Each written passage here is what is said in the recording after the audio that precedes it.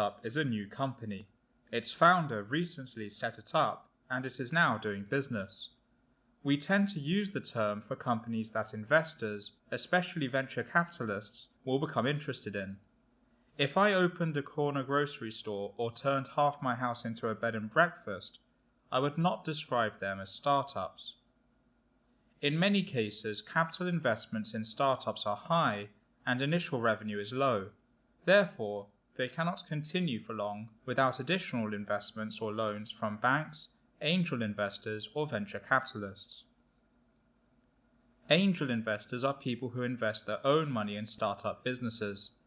Venture capitalists do the same, however they often use other people's money. A venture capitalist may be a person or a firm, while an angel investor is never a firm. Startups are enterprises in the early stage of their life cycle. The entrepreneur founder has moved from the idea stage to obtaining the necessary funding and getting the new business off the ground. Whenever you hear or read about a startup, there is always an entrepreneur or a group of them that started the whole thing off. The startup failure rate is extremely high. Some studies have estimated that 90% of these types of companies fail. The 5 top factors for their failures are 1. Lack of consumer interest, 2. Money problems, 3. Personnel problems, 4. Competitors and rivals, and 5. Pricing problems. A unicorn is a startup that is worth over $1 billion.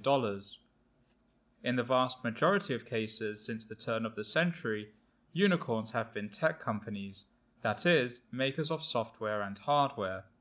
Super successful new companies, worth over $10 billion, are decacorns, while hectacorns are worth more than $100 billion. Ant Financial Services Group, based in Hangzhou, China, is the world's most valuable startup today. The company is just 4 years old and is worth $150 billion. Airbnb Inc., based in San Francisco, is America's most valuable startup. The company started operating in 2008 and is currently worth more than $31 billion.